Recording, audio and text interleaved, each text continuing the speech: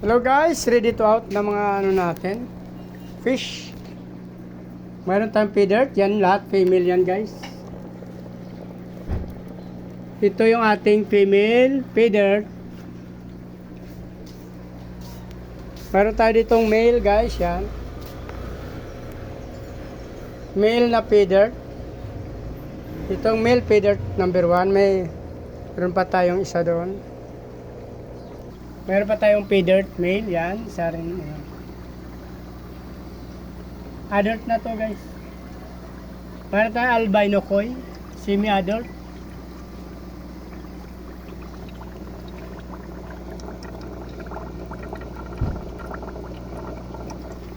Meron tayong mga feeder koi, semi-adult.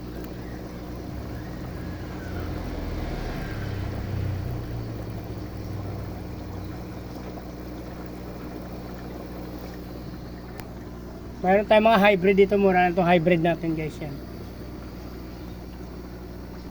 Iba-ibang strains to. May Black Moscow, may IBM, may Red Dragon. Kaso nagko-crossbreeds na kasi ito, kaya ganyan. Pero yung Black Moscow natin, parang ano pa yan, solid strains yan. Malalaki na yan.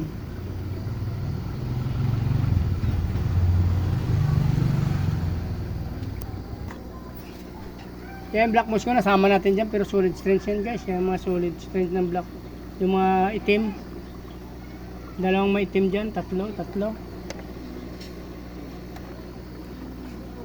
Meron pa tayong danyo dito na out. Ito na lang, konti na lang.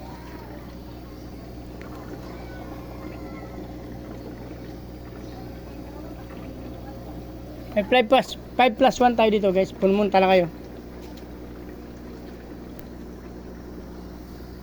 Ito pwede ito 5+1. Mura lang to guys. Sariling breed natin.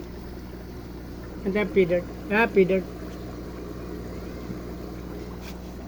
Actually yung feeder natin saka yung ating feeder toy magkalapit. Pero mas matingkad yung feeder toy guys.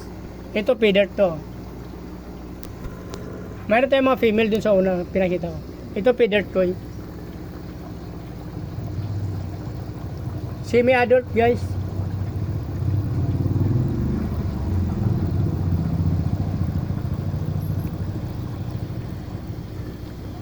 Pauna na lang guys kasi kaunti lang sila. Ay pasama-sama pa yan dyan kasi jubi pa na to. Mga semi-adult pa na itong ating feeder toy. Sama-sama na yung mga female saka male dyan. Pero yung feeder natin medyo adult na kasi inuwalay na natin. Yung kanyang mga female. Ito feeder toy.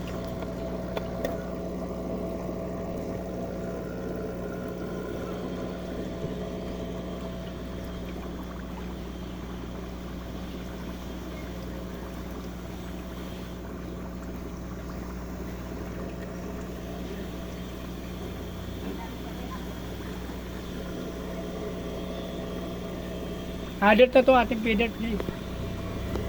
Mga male.